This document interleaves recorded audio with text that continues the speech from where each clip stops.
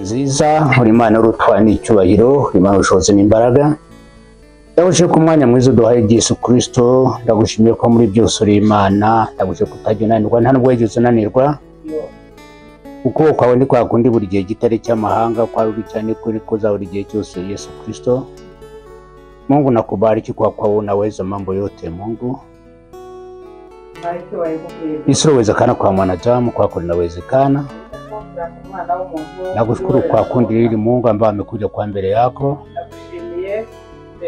Kuri umwanya mwiza wo kuba imbere yawe. Nakushukuru kwa neno lako Mungu. Gushimiye kubw'ijambo ryawe. Nakushukuru ko tutakabishya neno hili. Gushimiye kuba agiye kumvira ijambo. Nakushata mtumshaka nakunda kuna neno hili. Gushimiye umukozi wawe ugiye kuvugira ijambo. Nakushukuru kwa sababu umekubali kudufungua Mungu tupate kujua ukweli. Gushimiye ko watubohoye kugira ngo tubashe kumenya ukuri. Roho Mtakatifu na ukaribisha. Mwuka wera tuguhaye ikaze. Uje utifanyie kazi katika maisha yetu. Uze udukorere ibikomeye mu buzima bwacu. Ni uongozi.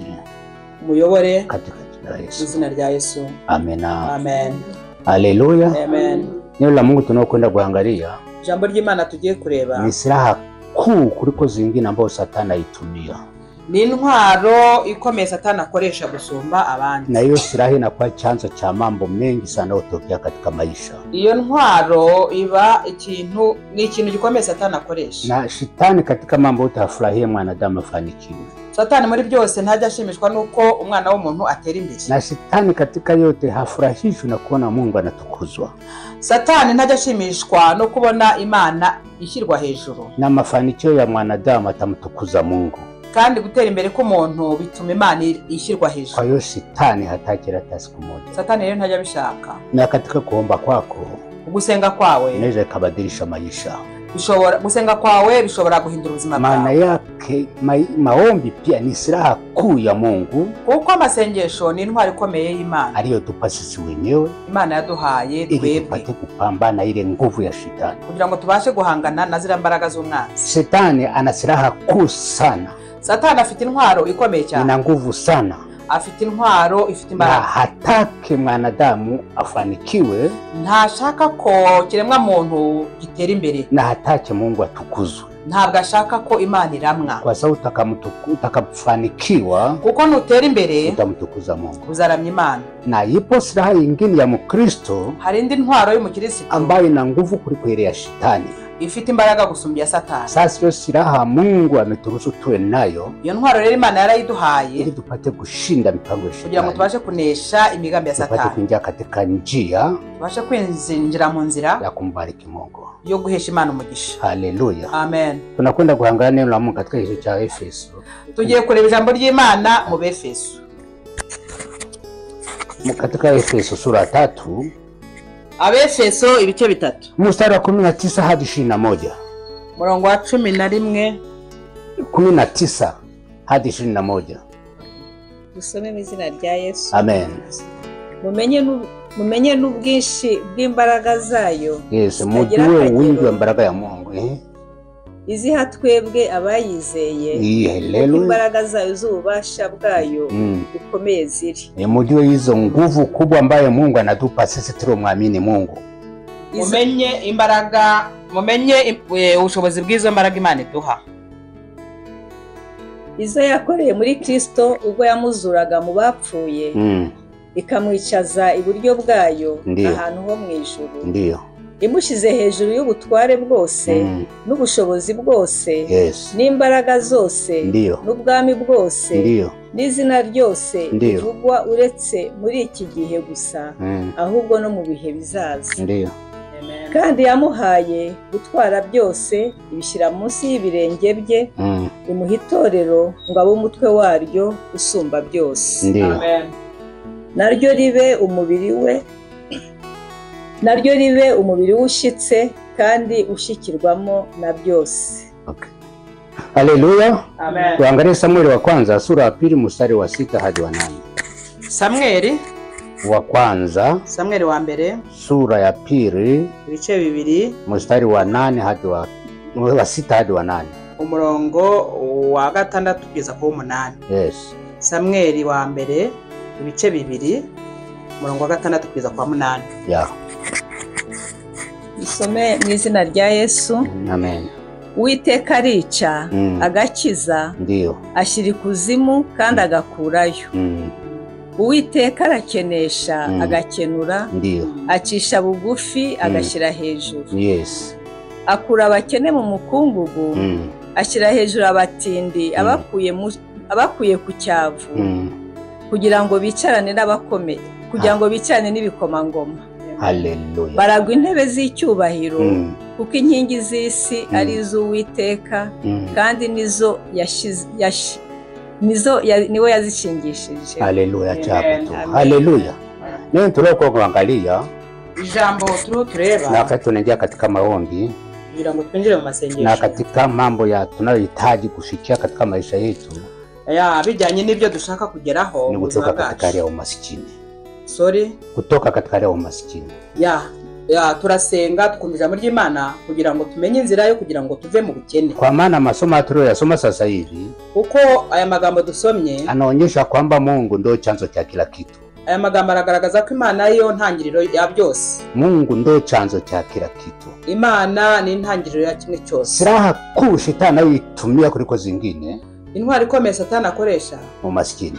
Ubukene ndio silaha kubwa anayoitumia kuliko vitu vingine. Ubukene ni ikintu Satani akoresha gusumba ibindi. Maana yake mtu akiwa masikini, kuko iyo umuntu ari umukene, maisha yake ni masikini, ubuzima bwe buba ari ufahamu na kwa masikini, no mu bwenge aba ari umukene. Huwezi kutamka neno mbele ya watu wakukubali. Ntushobora kuvuga ijambo mu bantu ngo bakwemere. Na injili yako na kwa masikini, n'igihugu cyawe kibi gikene. Injili yako na kwa nibwiza butumwa ryawe riba rikennye. Na kuaminika kwako ni umasikini. Kwizerwa kwawe nako kurakena. Na kuaguka kwako ni umasikini. No kugwa kwawe biba byoroshye. Hakuna hata mtumishi aliyofanikiwa, nta mukozi w'Imana wateye imbere anaweza kukaribisha mtumishi wa Mungu masikini aende kuhubiri katika kanisa lake. Mukozi w'Imana wateye imbere ntashobora kurarika umukozi w'Imana w'umukene ngo ajye kubwiriza iwe. Na injili ya yule aliyo masikini kandi ibwiriza butumwa ry'uriya w'umukene wala haifanyi chochote, haieleweki. Ntabwo ryemerwa. Hata katika kufunga makanisa no gufunga insengero, zimefungwa kanisa zile za umasikini. Insengero zafunzwe ni ziriya ziciriritse kwa sababu zimeshindwa kupata uwezo wa kukamilisha yote siteka na hitaji. Kuko bari bataragira kuri bwa bushobozi bw'ibisabwa. Za kiroho sana kuliko hata zingine. Na amatorero y'umwuka cyane, lakini pesa hakuna kitu. Ariko ku ruhande rw'ibifatika bari batarabigeraho. Kwa hiyo ale serikali yitaji hatuyafikisha. Ibyo rero leta yasabaga twari tutarabigeraho. Kwa hiyo kama kuna silaha mbaya Shetani yuko isingini maskini. Rero intwaro mbi Satani akoresha n'ubukene. Na maskini kumtukuza Mungu ni kitu kigumu sana. Kandi umukene kugira ngo anezeze umutima w'Imana biragoye. Umaskini katika kupanuka sio rahisi. Umukene kugira ngo yaguke biragoye. Yesu alisema enendeni ulimwenguni kote mkayihubiri nchi. Yesu yaravuze ngo nimugende amahanga yose mubwirize ubutumwa bwiza. Bila pesa huwezi kwenda popote unakotaka. Udafite amafaranga aho ngaho woherezwa ntiwageraho yo. Kwa maana utakuwa message nataka kwenda sehemu fulani. Ushobora kuba ufite message ushaka kujya ahantu, lakini bila pesa huwezi kufika pale. Ariko udafite amafaranga ntabwo wajyayo. Kwa maana kwa hiyo tuna Mungu wa mbinguni na umba mbingu na nchi. Rero dufite Imana yaremye isi n'ijuru. Alafu pia tuna pesa naye ni sehemu kubwa ya kazi yake. Dufite Imana yaremye isi n'ijuru. Amafaranga rero ubutunzi ni kimwe mu bikoresho Imana ikoreramo. Maskini analalamika kila itwapo leo. Mukene abayivovota buri gihe. Maskini kukuta mifurahia sio rahisi. Mukene kugira ngo usange yishimye biragoye. Na Bwana Yesu amesema furahini. Kandi Yesu yaravuze ngo ishime. Ndababwira ngo furahini siku zote. Ishime iminsi yose. Haleluya. Amen. Haleluya. Amen. Haleluya. Utafurahije wakati mtoto hajaenda shuleni wakati wengine wako shule. Wakwishima gute umwana atarajya ku ishuri abandi baragiye? Utafurahije wakati wengine wanakwenda katika ibada chini kanisa lako haipo kwa sababu una uwezo. Wakwishima gute urusengero rwawe rukinze kubera ko udafite ubushobozi? Haleluya. Na kuna wakati mwingine tunaambiwa wewe unionyeshe imani yako na mimi nikuonyeshe matendo yako. Biblia hari ijambo rivuga ngo nyereka kwizera kwawe nanjye nkwereke imirimo. Hayo matendo anayozungumza ni vitu navyofanya kupitia kipato unachokuwa nacho. Imirimo rero ni ya mirimo ukora bijyanye n'ubushobozi ufite. Say haleluya. Bila uwezo wa pesa hakuna chochote unachofanya katika. Iyo nta bushobozi bw'ibifatika nta kintu ugeraho. Bwana Yesu akasema mupeni Kaisari ibya Kaisari na mbingu. Kandi ijambo ry'Imana riravuga, Yesu yaravuze ngo ibya Kaisari mube Kaisari, iby'Imana mubihe Imana. Na walipomwambia Bwana Yesu kwamba yule anaodai kodi anakuja, Petero babwiye Yesu bati uwishyuza imisoro araje. Bwana Yesu ameonyesha njia bakapata pesa bakalipa. Yesu yababwiye icyo gukora babona amafaranga bishyura ya misoro. Kumbi na yeye mwenyewe anajua umuhimu wa pesa. Na Yesu rero waduhamagaye aza agaciro k'amafaranga. Na Daudi akasema mimi naishi katika nyumba ya mierezi. Daudi yaravuze ngo aba mu nzu y'imyerezi. Na nyumba ya Mungu bado iko katika hema. None inzu y'Imana kandi inzu y'Imana ikiri mu ihema. Amenunua ardhi. Yaje kugura ubutaka. Bakamupa bure akasema hapana habiwezekane. Baba muhereye ubuntu aranga. Akasema siwezi kupokea vitu vya Mungu kwa kazi ya Mungu bure, lazima kuwepo gharama. Aravuga ati sina kubaka inzu y'Imana ku kintu cy'ubuntu, ni ngombwa nitanga. Akalipa pesa.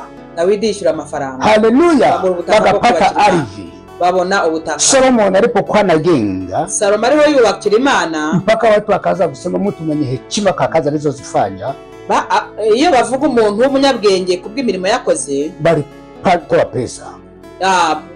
Hamwe n'imirimo y'umunyabwenge bavuze, ariko bavuze nuko hatanzwe amafaranga. Na wakati Solomon alikuwa banachangisha pesa za kwa ajili ya kufanya kazi ya Mungu, Salomo yajaga yitangisha amafaranga kubw'umurimo w'Imana. Balichanga pesa mara siku moja, igihe kimwe baracanze zikanyi mpaka akasema basi yatosha. Amafaranga yabaye menshi, icyo gihe sinzi nimba amafaranga yabo barayitaga gute, yabaye menshi kugeza igihe Salomo avuga ati ayarahagije. Na furaha ya Mungu ikashuka pale soka wewe, ngo icyubahiro cy'Imana kubwo kwitanga cyaramanutse. Wana mambo akaingia bakaomba bakayimba za Mungu zikashuka. Abatambyi ngo barinjira bananirwa no guhagarara bitewe n'icyubahiro cy'Imana cyari cyamanutse. Kwa sababu nafurahiri kwemo ndani yake, kubera ko Imana yanejejwe n'ubwo bwitange. Ndiyo niko bimeze, ndiyo niko bimeze, ndiyo niko bimeze. Tukubali kwemere pesa ni sehemu ya utumishi wa Mungu. Amafaranga n'uruhande abakozi b'Imana bakeneye. Na ukosefu wa pesa ni njia kuanguka, kupotea. Kubura amafaranga ni inzira yo kugira umukozi w'Imana. Unaposikia kwamba kuna nchi zinazoongoza nchi zingine duniani, iyo wumva ibihugu biyobora ibindi mwisi, sio kwamba wanahakiri kuliko wengine, sio ko bafite ubwenge gusumba ibindi bihugu, kwa sababu wana pesa, ahubwo nuko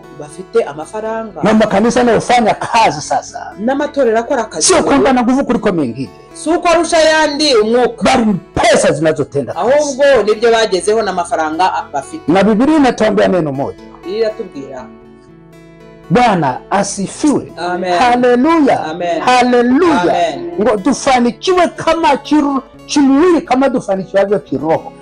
Ngo bakundwa mugubwe neza mu mwuka nkuko mugubwe neza muri byose, mugubwe neza mu mwuka no mu bifatika. Uyu mtumishi aliyosema wapendwa, uyu mukozi w'Imana wavuze ngo mufanikiwe katika mambo yaonekana kama vile mnavyofanikiwa kiroho. Muhabwe umugisha mu mwuka no mu bifatika. Uyu alikuwa anawaambia wana wa Mungu.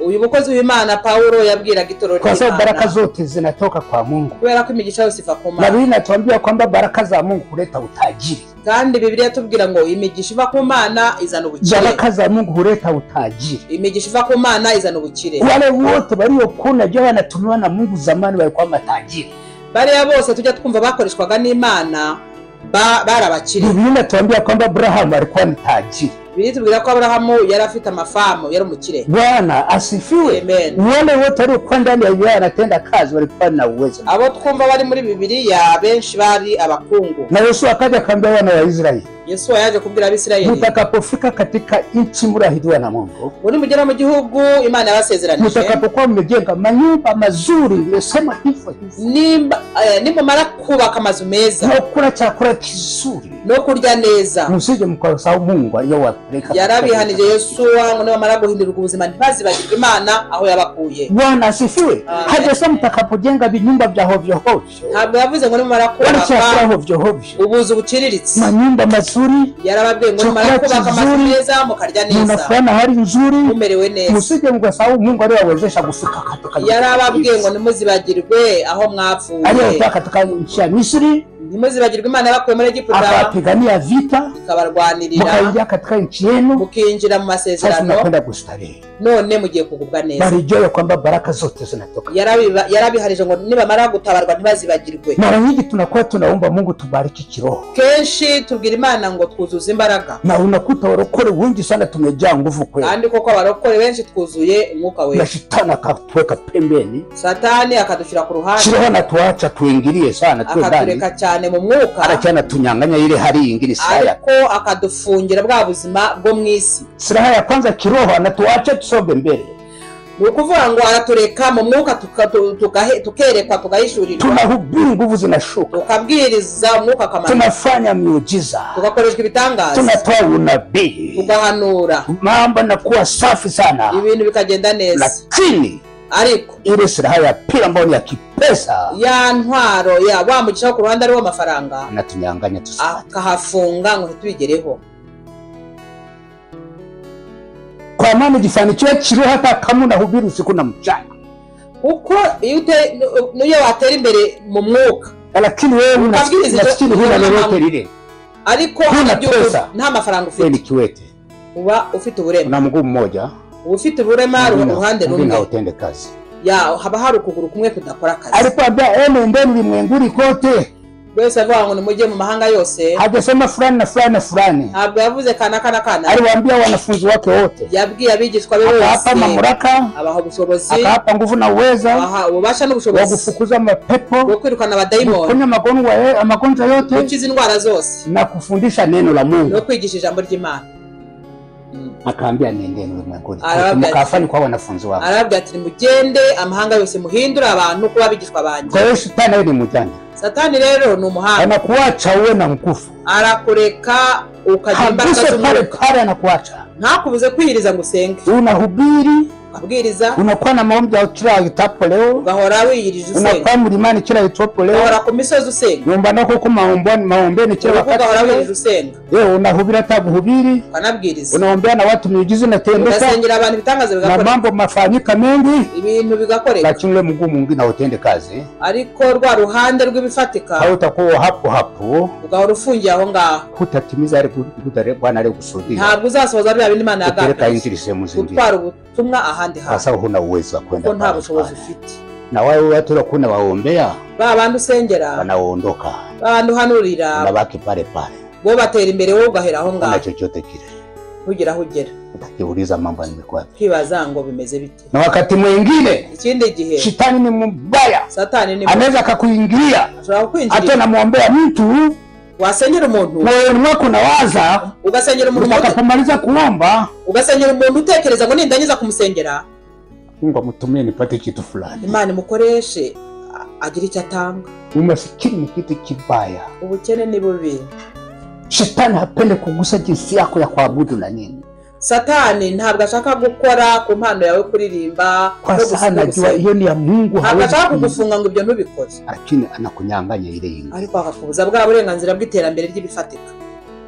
Kwa sana jua ni muhimu tukwa hapa duniani lazima, kuko azi neza ko mwisi turahari, dukeneye ibyo mu mwuka n'ibifatika. Na Bwana Yesu akasema, Mungu akasema nitabariki kazi ya mikono. Yesu yaravuze ngo nzahumugisha imirimo y'amaboko, na baraka ya Mungu inaleta utajiri, kandi Biblia iravuga ngo umugisha Imana itanga uzana ubukire n'icyubahiro, na Mungu ni chanzo cha mambo yote, kandi Imana niyo ntangiriro ya byose. Yeye ndiye anaponya, Imana niyo ikiza, anaweza kaua, ishobora no kwica, anaweza kuweka mtu kwa maskini, ishobora gushyira umuntu mu bukene, anaweza kuweka mtu kwa tajiri, ishobora gushyira umuntu mu bukire, anaweza kumfanya mtu kumukaisha na wala ambao hangestahili kukaa, ishobora gutuma umuntu yicarana n'ibikomangoma. Ana uwezo wa mambo hayo yote. Imana ifite ubushobozi bw'ibyo byose, na Mungu anatuambia inahitajika tuwe wakamilifu katika mambo yote. Ijambo ry'Imana riratubwira ngo irashaka ko umugambi w'Imana nuko duhirwa muri byose. Haleluya. Amen. Bwana asifiwe. Amen. Haleluya. Intego y'Imana nuko duhirwa muri byose. Haleluya. Amen. Bwana asifiwe. Amen. Leo hii uyu munsi tunakuwa tunaomba kila itwapo leo, duhora dusaba, lakini maisha yetu yako pale.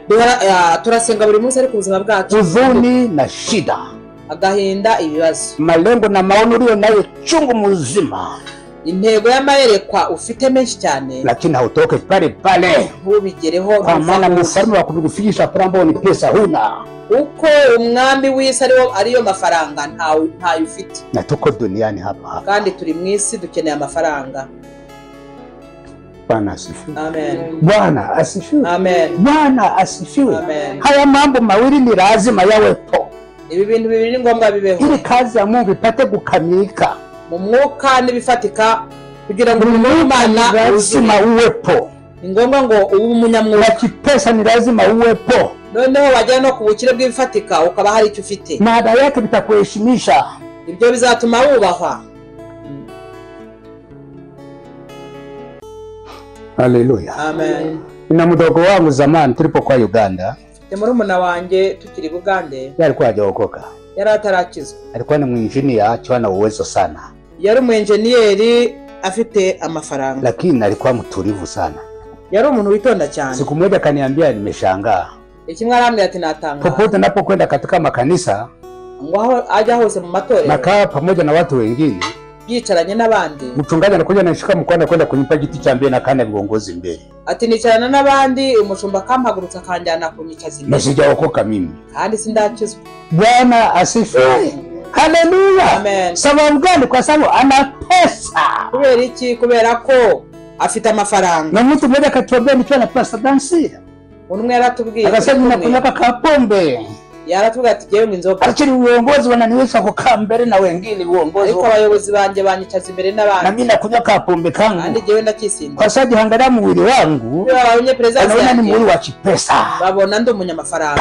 Pesa amafaranga. Tunaomba kitu kimoja tu kiroho, dusaba ikintu kimwe mu tunasema kwamba tuko duniani, dusengera ikintu kimwe mu mwuka ngo twuzuze imbaraga, tukibagirwa ko turi mu isi. tunasema kwamba tuko duniani, tukibagirwa ko turi mu isi. pesa zinahitajika katika amafaranga arakenewe muri iyi si turi. Kama kuna watu wenye shida sio kawaida, nimba ari abantu bafite ibibazo, watu wanaoingia rohoni kuliko vitu, ni abanyamwuka. hata maombi ya maskini na tajiri ni tofauti. N'amasengesho y'umukire n'umukene yaratandukanye. Maombi ya tajiri ni kumshukuru na kumtukuza Mungu kila itwapo leo. Amasengesho y'umukire ahora ashima Imana. Nakushukuru Mungu kwa sababu umenifanyia hivi na hivi. Ndagushima mwami ku mishinga yanjye bimeze bityo. Nashukuru prophet, watoto wangu wanasoma Marekani. Ndagushimiye ko abana banjye bari muri Amerika barinze. Nashukuru kwa nyumba nzuri ndio nayo. Ndagushimira ku bw'inzu nziza wahaye. Nashukuru kwa kanisa letu sio kawaida. Ndagushimira ku rusengero rwiza waduhaye. Hata serikali kija hawataona kosa lolote. Na leta itwinjiriye nta kosa batubona. Nashukuru kwa sababu napotembea njiani watu wananiona kwa nipa heshima. Ndagushimira ko ndi mu muhanda ngaragaza icyubahiro cyawe. Nashukuru kwa sababu nikitaka kuingia ofisini fulani nafunguliwa milango. Ndagushimira ko ngiye mu bira ahantu mpabwa umwanya. Nakushukuru Mungu kwa sababu umeniwezesha katika mambo. Ndagushimiye kuri hamwe nanjye mu buzima bwose. Ayo ndio maombi nayoshika kwa Mungu.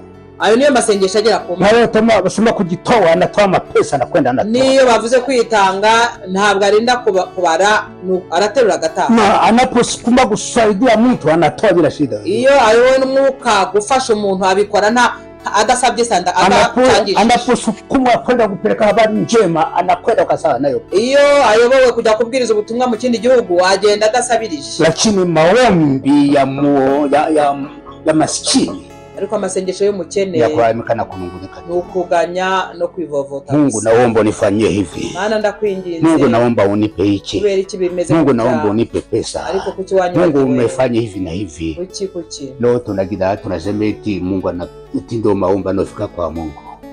Arabandi bibeshya rero ngo amasengesho mpayo ne yagira ko maombi yenye huzuni na shida. Amasengesho yuzuye agahinda n'ibibazo. Unaomba wakati mambo yamejaa kichwani. Usenga hari bikuyobora ibitekerezo byakurenze. Unaomba wakati unajiuliza kesho nitalipaje nyumba. Usenga wikanga nyine kwa gusohora utinzishyura nte, ntabwo amasengesho. Unaomba unajiuliza mtoto atakwenda kusomaje. Usenga uvuga tunagira nte ku mwana atariho ajya ku ishuri. Unaogopa kufika mahali ambapo unastahili kufika. Ukagenda uhindura inzira hamwe hari utinya guca. Tagira napita wakati uko nchini kwako kama yeye unampa njia hapa. Umukira aratambuka kandi nawe uri mu gihugu cyawe ariko wowe ugenda ubebera niba ari no gukomanga ahantu ugatinya. Na maombi unayoyaomba yanakuwa na mchanganyiko ndani yako. Amasengesho rero usenga barimo imvange kubera ibibazo byinshi. Bwana asifiwe.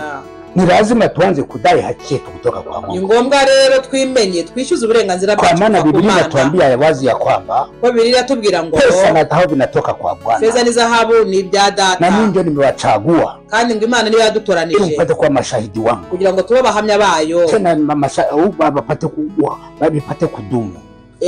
Kugira ngo tube bahamya bayo barambye. Yeye ndiye ametuchagua. Imana niyo yadutoranije. Kama ametuchagua. Imana yadutoranije. Sababu gani tu maisha maana haya. Iki twaba mu buzima butayineje. Akaambia wana wa Wayahudi walipokuwa wanapelekwa Babuloni.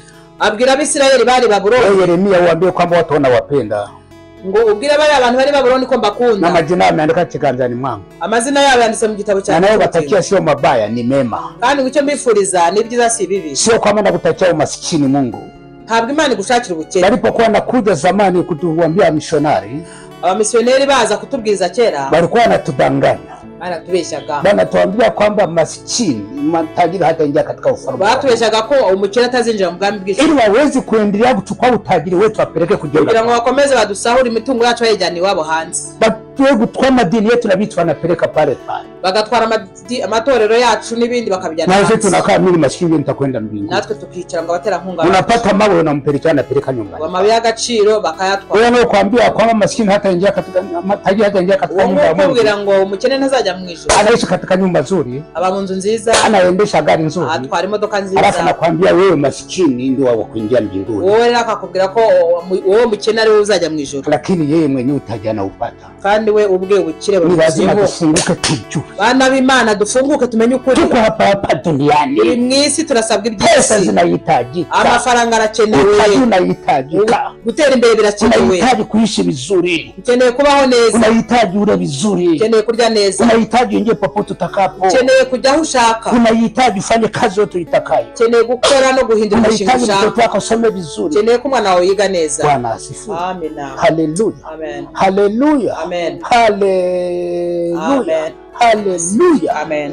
Mtu mmoja akaja akasema, Munumwe yaravuze, nchi nyingi watu waliosomea mbali, nchi za nje ndio wanapata nafasi nzuri katika uongozi. Yaravuze ngo abantu bize mu bihugu byo hanze nibo babona imyanya mu buyobozi. Ndio, kwa sababu uwezo unawezekana kaenda kusoma masomo mazuri na nchi nzuri, yani elimu ya juu. Nibyo koko kuko kubera ubushobozi yagiye kwiga mu bihugu byateye imbere azana impamyabushobozi y'ikirenga. Yes. Bwana asifiwe. Amen. Na usipokuwa macho ingie katika Mungu, hiyo roho ya umaskini ikatae, tabaye maso ngo winjire mu Mana uwo mwuka w'ubukene upambane Mungu apate kukubariki, bariki kazi zako, uhangane ufatire Imana kugira ngo iguhe umugisha wawe. Maisha tazidi kuwa hivyo mpaka Yesu atakapokuja. Ubuzima buzakomeza bumere gutyo kugeza igihe Yesu azazira. Bwana asifiwe. Amen. Kama Mungu alipomwita Abrahamu, Imana ihamagaye Abrahamu akamwambia iramubwira uondoke, ugende, wacha ardhi yako, sige ubutaka bwawe, wacha ndugu zako, sige abavandimwe bawe, watu uondoke. Basi ugende. Lakini cha kushangaza, kikutangaje, hajamwambia mifugo yako iache nyuma. Ntabwo Imana yamubwiye ngo amatungo yawe yasige. Hajamwambia wafanyakazi wako aache nyuma. Imana ntiyamubwiye ngo abakozi bawe basige. Aliondoka na wafanyakazi wake. Abrahamu yagiye n'abagaragu be, akaondoka na mali zake, agenda n'amafamu ye. Na alikuwa tajiri sio, kandi yari umukire. Bwana sifiwe. Amen. Haleluya. Amina. Na Farao akaja akamwambia Moses, Farao yabwiye Moses, "Mimi ruhusu muondoke." Farao yabwiye Moses ngo ndabareka mugende, lakini mifugo yanyu yote mtaacha hapa. Bareka amatungo yanyu muyasige. Unanielewa? Lakini murasobanukiwe, toka mtoke katika nchi za Misri, gende ndoko mujye muri Egiputa, lakini mali zenu mzaache hapa, mujye mu gihugu cyanyu, ariko ubutunzi bwanyu mu buzima mkae maskini huko mugende mukenere hari. Ndivyo ilivyo siku ya leo, niko bimeze. Shetani akatuacha tukaingia ndani, Satani yaraturetse twinjira mu nzu y'Imana, lakini mifugo yetu anakaribia, ariko ubutunzi bwacu arabusigarana. Kumpokea Yesu kama Bwana Mwokozi sio kitu, kwakira Yesu umwami n'umukiza ntibihagije, kuimba na kutukuza Mungu sio kitu, kuririmba no kuramya ntibihagije. Anakuacha tu, arakureka ibyo ukabikora. Lakini najua kwamba palipo kamata, ariko afite ahantu yagufatiriye, msingi hautatoka uende mbele. Afite ahantu yagufatiriye ngo ntuzatera imbere. Lakini Moses na Yoshua bakamwambia Farao, ariko Mose na Yoshua babwiye Farao, hatutaacha nyuma chochote kile, ngo nta kintu na gito cyacu tuzasiga inyuma, yetu yote turagenda n'ubutunzi bwacu bwose, bwose, ndio tutakwenda kutumia kumutambira. Kuko muri ubutunzi nibwo tuzaheraho dutangira Imana yacu ibitambo. Hiyo watu wanakwenda kanisani, uyu munsi abantu bajya mu rusengero, hana lolote lile, nta kintu afite, anashinda hata kutoa sadaka, akananirwa no gutanga amaturo, anaingia katika roho, akajya mu mwuka, anaimba, anafanya nini, akaririmba, wakati wa sadaka ukija naangalia mwanya w'amaturo akareba hasi, kwa maana hana chochote ko ntacyo afite. Ule mwenye uwezo anapita karibu na wewe, undi ufite ubushobozi akagufuha, ana pesa na kwenda na wewe kandani, afite amafaranga akajya gutura, hivi wowe urangaye ureba hasi. Kandi birava ntimukaze imbere yanjye mbokoboko. Bwana asifiwe. Kandi dutabari turebe. Nikaona mtu mmoja huko nchi fulani, hari umuntu nabonye mu gihugu, alikuwa na uwezo, yari afite ubushobozi wa kutoa sadaka, mwanya wo gutanga amaturo, alikuwa anatoa pesa na mkabidhi kila mmoja, yajyaga afata amaturo mu mufuka we, anahangalia na uwezo na wapa, agahereza abandi bari hafi ye badafite ubushobozi, anakuwa anatoa sadaka, nawe akagenda agatura, na yeye mwenyewe anamwambia nabo akabaha ngo bajye gutura. Tena nakuwa umezishika mkononi, sio guficha hivi. Kandi ukagenda uyafatiriye atari gupfa. Sababu gani? Kubera iki? Akasema maskini awajua. Aravuga ati abakene ndabazi. Naweza kumpa zitoe sadaka, ushobora kumuha ngo atange, akakumbuka kwamba kuna viazi vya watoto nyumba, yakibuka yuko nta bira biri mu rugo, anazipeleka nyumba, zinaonekana hivi na hivi. Kubera iki rero dusabwa gutanga amaturo agaragara? Akasema kwanza zamani walipokuwa anapeleka ng'ombe kwenda au kondoo kwenda kutoa, walikuwa kwenda wamezificha. Aravuga ati gituma giye ntanga amaturo ngenda mfatiriye mfashe gutya bigaragara. None se kera batanga ibitambo inka n'ihene barazihishaga. Haleluya, bajya gutura. Haleluya, haleluya, amina, haleluya, amen, haleluya, amen. Bwana asifiwe, amen. Bwana asifiwe, amen. Tunaomba, tunasenga, tunamtafuta Mungu, tushaka Imana, tunajitahidi kwa vyote vile, tunagerageza, tunanena katika lugha, kuvuga mu ndimi, tunaomba watu wanapona, sengerano hagati, miujiza inatendeka, birakoreka, Roho Mungu anashuka, tunakuwa na furaha na amani, kagira umunezero n'ibyishimo. Kuna tatizo ariko hari ahantu tumugaye, ambao ni la muhimu sana, hari ubumuga, hari ahantu tumugaye h'ingenzi. Twitekerezeho tubyange. Haleluya, amen, haleluya, amen, haleluya.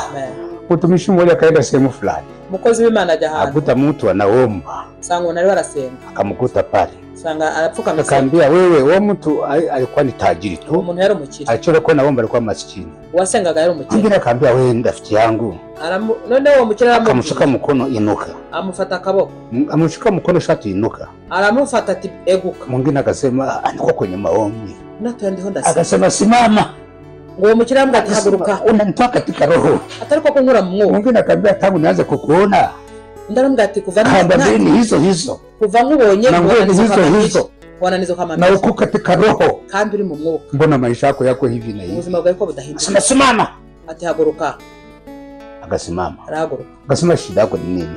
Aramubaza ati ikibazo ufite ni ikihe? Akasema watoto wangu haendi shuleni, ati abana banjye ntibiga kipindi chote hichi, iki gihe cyose. Akasema sina mali pa kuishi, ati simfite aho kuba. Akamwambia sasa, aramubwira, simama twende, haguruka tugende, nakupa nyumba, naguha inzu, nakupa na pesa, naguha n'amafaranga. Roho mwingine akanyosha mikono akamtukuza Mungu. Haleluya, arishima cyane, arishima cyane. Haleluya, haleluya, haleluya. Bwana asifiwe, amen, Bwana asifiwe, amen. Akasema Mungu amenisikia, ati Imana iranyumvise. Mwingine akaambia wewe utanizoea kukupa. Noneho umukire bamubwira ati uzambuza kuguha. Ni Mungu aliyegusikia na kukupa, mimi nayo kukupa. Ni Imana ikumvise cyangwa nije kuguha. Mungu amekupa vya kwake vya roho naomba, lakini vya dunia mimi nakupa. Imana iguha ibyo mu mwuka kuko uvuga indimi, ariko nije ngwaye bifatika. Bwana asifiwe, amen, haleluya, amen. Apiga makoti mbele yake akafanya hivi, afukama imbere ati Imana ikumpera umugisha iragukoresha. Mwingine akaambia unaona roho ya maskini, aravuga turabona umwuka w'ubukene. Ayo magoti nje kuna apiga mbele ya Mungu, namwambia asante Mungu. Aravuga ati ukuntu mfukamiye iyo abafukamaga imbere y'Imana ushima buri munsi. Haleluya, amen. Sasa utajari mwambia uwo mukire yaramubwiye, kweli Mungu amekusikia na mimi ni mkoresha, kuko Imana yakumvise nanjye ndabyumvise. Lakini nachojua ariko icyo Mungu anatumia watu wa dunia hii, Imana ikoresha abisi kutajirisha wengine kugira ngo bateze imbere abandi, mambo mengine bateze imbere abandi. Hayo ni lazima na sisi tuingie katika kumtafuta Mungu. Rero ni ngombwa dushaka Imana, tafuta Mungu anayetajirisha, dushaka Imana iteza imbere, tubadilishe njia za kuomba, duhindure amasengesho, tumutukuze Mungu katika vitu vinavyoonekana, turamye Imana mu byo yaduhaye, tumutukuze Mungu katika vitu vinavyoonekana, turamye Imana mu bigaragara. Bwana asifiwe, amen, haleluya, amen, haleluya, amen, haleluya, amen, haleluya, amen. Bwana asifiwe. Yesu shimwe. Pesa na dhahabu inatoka kwa Bwana. Ifeza ni dhahabu ituruka kwa Mana, inatoka kwa Bwana, ituruka kwa Mana. Amen. Haleluya. Amen. Haleluya. Amen. Biblia inatuambia, Biblia inatubwira kwa mashahidi kwa watu, ngo ndashaka ko ubuzima bwanyu buhinduka mu babahamya ku bantu. Kuambia maneno hivi na hivi. Ntabwo ari ukuvuga gusa. Bali ni watu bakuone jinsi Mungu alivyo kubadilisha. Ahubwo abantu bakurebe babone ibyo Imana yagukoreye batangire gukora Imana yawe. Italindi Karuna Mozambique huko Tanzania. Sorry. Nilikuwa sema na Italindi Karuna Mozambique. Nara ahantu hitwa Lindi muri Tanzania. Sasa nilikuwa nakwenda kanisani. Najyaga mu rusengero. Nilikuwa na pesa, nari mfite amafaranga. Nilikuwa na fedha, nari mfite amafaranga. Nilikuwa navaa vizuri. Nari nambaye neza. Nilikuwa kijana bado nina nguvu. Nari nkiri umusore. Na mtu mwenye fedha, umuntu ufite amafaranga, utumuna njana utamujua. Iyo mubonye mu muhanda anakuwa na kafu. No, sasa ufeze gichaga anakuwa na Yesu. Iyo rero ufite amafaranga ufite na Yesu. Ana furaha. Uba wako. Kumbe kuna watu walikuwa wamehamia huo mji katika kutenda kazi. Hari abantu bari bimukiye aho gukora. Wanakwenda wananifuata. Ngenda bankurikira. Akandi kandi nakaingia kanisani. Ninjira mu rusengero. Akaje wakakaa kanisani. Baraza bicara mu rusengero. Aliposimama kusalimu kanisa, basoje itorero. Akasema alikuwa anatafuta mahali pa kwenda kuabudia. Baravuga ngo bashaka akantu guteranira. Lakini kumuona uyu mtu jinsi alivyo. Ariko twitegereje umuntu kwa jinsi anavyofanana. Jinsi anavyotembea. Bagenda. Na furaha ndani yake. N'umunezero afite. Baratujamuhuruza chochote. Nta kintu twamubajije. Tumuona uyu mtu anako kwenda ni pa ukweli. Twavuze tuti umuntu hajya koko harakwiriye. Akawa kanisa hapo. Hanyuma barankurikira baza musenge. Sijanda lolote. Nta kintu nababwiye. Bari niwone bakaunda uyu. Ahubwo ko babonye meze baravuze bati koko agiye gusenga Imana. Bwana asifiwe. Amen. Mtumishi wa Mungu anapohubiri, umukozi w'Imana yabwiriza, ambao ni wa kiroho, uri mu mwuka, lakini hana chochote, udafite ikintu, kweli kwa nguvu sio kawaida, arabwiriza ibitagaza bigakoreka. Lakini watu hapa naona ni misaka. Ariko abantu ntibacira. Lakini tajiri, mtumishi tajiri, ariko umukozi w'Imana wateye imbere, atamuka neno moja tu, ni yavuze ijambo rimwe. Haleluya. Yavuze ngo haleluya. Watu wanasema abantu barahura bati amina. Ni pesa. Yavuze ati mwitange. Watu wanaleta pesa. Abantu barabyigana batanga. Bwana asifiwe. Amen. Lakini maskini, ariko umukozi w'Imana ukennye arasarara. Katika maombi yetu, masengesho yacu rero, mambo yote yanatoka kwa Bwana. Tujye dusenga twizeye ko ibibazo bituruka ku Mana. Bwana ni chanzo cha mambo yote. Imana ni intangiriro ya byose. Na ana kila kitu duniani byo tugezaho ni mali ya Bwana. Kandi Biblia tubwira ngo isi n'ibyuzuye ni bya Data. Tujihurize sababu gani tuko katika roho sana? Twibaza impamvu turi mu mwuka cyane, lakini tuko masikini, ariko tukaba turi abakene. Sababu gani tuna mguu mmoja akati tunastari kuwa na miguu miwili? Kuki tugendera mu ruhande mu kuguru, tugendesha ukuguru kumwe kandi dufite amaguru abiri? Sababu gani mbinguni tunabyara kiri bya duniani hatu? Imigisha yo mu mwuka turayifite, ariko ubutunzi bw'isi bugaragara ntabwo dufite. Lazima tubadilishe gisa. Ni ngombwa twitekerezeho, duhindura amasengesho. Tanze kudai Mungu haki yetu. Tangire kwishyuza Imana. Kwa maana ni haki yetu. Ibyacu kuko n'uburenganzira bwacu. Ya dunia hata kuja kukabidhi mwenyewe. Iby'isi ntabwo Imana izabikuzanira. Lakini itakuonyesha njia. Ariko izakwereka inzira. Wana wa Israeli walipokuwa katika Misri wanalamika. Abisirayeli bari muri Egiputa bivuga. Hali yao ni mbaya. Ubuzima bwabo bumeze nabi. Mungu akaenda akamwambia Moses. Imana yabwiye Moses. Nakuja kuwatoa pale. Ngo ngiye kubakura hariya. Katika mikono ya Farao. Mu maboko ya Farao. Lakini nakwenda kukutumia wewe. Ariko ni wowe nzakoresha. Nitakwenda ndani yako. Nzagendera muri wowe. Mambo ya hapa duniani. Iby'isi rero nabyo. Mungu wa dunia hii. Imana ikoresha ab'isi. Kwa ajili ya maisha yetu. Kugira ngo babe bisubizo by'ubuzima bw'abanyamakuru. Lakini lazima tuombe Mungu. Ariko ni ngombwa dusenge Imana itugarurire uburenganzira bwacu. Toke katika hii hali. Tuve muri ubu buzima. Toka katika hii ya maskini. Tuve mu buzima bwa gikene. Toke katika hii ya maskini. Tuve mu buzima bwa gikene. Mungu akaumba Eden akaweka mu kila kitu. Imana yaremye Eden ishyiramo kimwe cyose. Mungu akaambia kwamba wapeleke katika nchi ya maziwa na asali.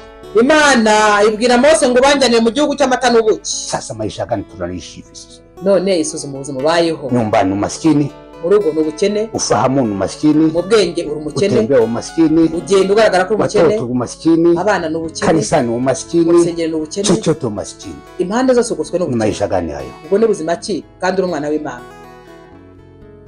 Bwana sifiwe. Sasa katika kuomba, none rero mu masengesho tusije tukadanganyika.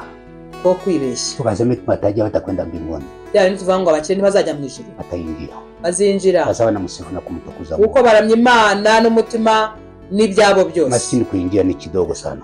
Umukene biragoye. Kwa maana alalamika. Uko ahora yivovota. Anadanganya. Abayuzuye kubeshya. Anakuwa na shida kawaida. Abayuzuye urugamba mu mutima. Hata unapomwombea mtu. Niyo usengera umuntu. Unapomuomba Mungu nasema moyoni muujiza utendeke. Ya, niyo usengera umuntu yiri umukene usengera umuntu uvuga Mwami.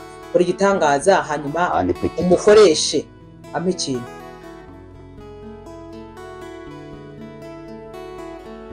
Bwana sifiwe. Bwana sifiwe.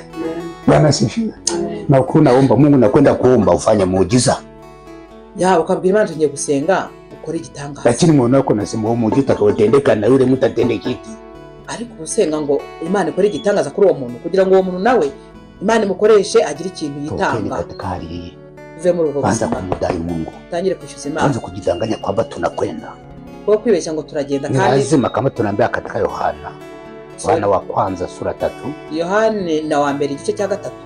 Tunaambiwa neno moja. Tubwirwa ijambo. Sisi tunabarikiwa mu mubiri ngo nuko tuguwe neza mu rohoni na mu mwuka no mu mubiri twari ko tugubwa neza. Na baraka za Mungu zinaleta utajiri. Kandi umugisha w'Imana uzana ubukire. Na baraka za Mungu hazileta utajiri tuone. Ndetse nimba umugisha w'Imana twahawe twakiriye nta bukire buza. Bwana asifiwe. Amaherezo yaba yaho. Bwana asifiwe. Anzeni kubadilisha maombi. Uhindura amasengesho. Ufanye maombi ya kumdai Mungu atiye. Usenge twishyuza Imana. Mambo ya gusema eti Mungu nitie nguvu za kiroho. Ndio kuvuga ngo Mana imbaraga z'umwuka. Utakuwa nazo za kiroho. Iyo usenze ugira imbaraga z'umwuka. Basa ukosa bya duniani. Ariko wabura ibyo mwisi. Basi utakuwa za mbaraga ziruma ndani yako. Za mbaraga ziruma. Mungu akubariki. Mana duhana umugisha. Anze kudai Mungu sasa. Iki ni igihe cyo kwishyuza Imana. Mudai Mungu.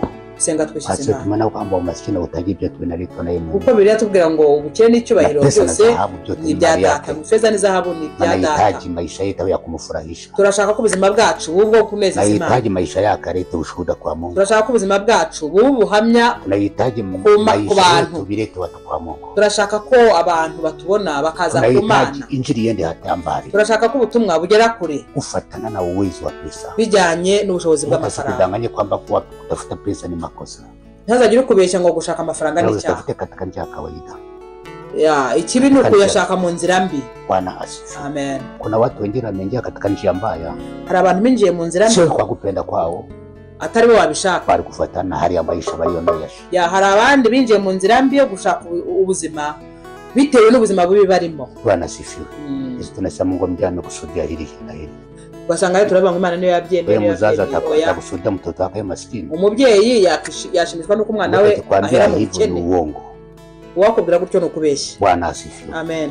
Ukiwa na pesa, iyo ufite amafaranga utakwenda mbali. Ugera kure. Hata ukiwa mgonjwa, niyo urwaye utakwenda nje na uchina kwenda ujya hanze kwivuza. Utasaidia watu. Uzafasha abantu. Utanufurahia na wewe mwenyewe. Nawe uzanezezwa n'ibyo ukora n'ibyo ugezeho. Waza kumuomba Mungu. Rero dutangire gusenga. Kutenda. Ngo Imana igire igihindura. Baba mbinguni. Data wo mwijuru. Nakubariki na kugutukuza. Nguhaye icyubahiro. Narakora imidena y'Imana. Izina ryawe rishyirwe hejuru. Nagushukuru kwawe mwako Mungu. Ngushimiye kubw'ubuntu bwawe. Nagushukuru sana waza kudufungurira njana milango. Ngushimiye ko wemeye kudufungura imiryango n'inzira. Nakutuonyesha ni kitu gani tufanye pate kukibariki. No kutwereka icyo twakora kugira ngo twumve. Umesema nitabariki kazi za mikono. Kuko waravuze ngo nzaha umugisha akazi k'amaboko yanyu. No, umesema sio fanya kazi asili. Kandi waravuze ngo udakora ntakarye. Na umesema sasa Yesu mali yako na mimi kuonyesha matendo yako. Kandi ijambo ryarambwiye ngo nyereka kwizera kwawe nkwereke imirimo. Mungu ututoe katika umasikini. Data dukure mu bukene. Twatagira kiroho. Ko gukira mu mwuka. Tukiwa masikini kimwili. Kandi turabakene mu mubiri. Kwa ni viwete.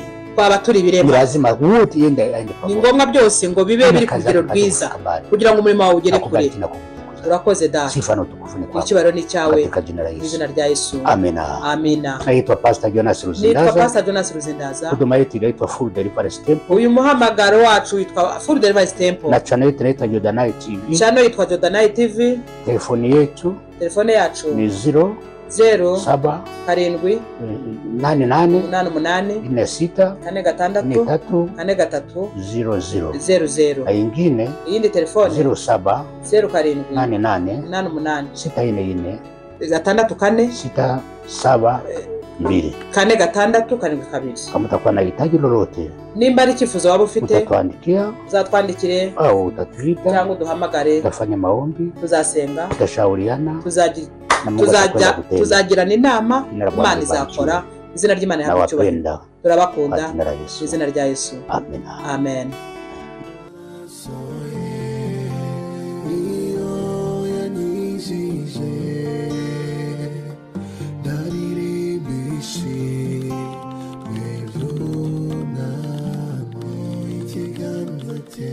Ikiganza cye icyo cyanyishije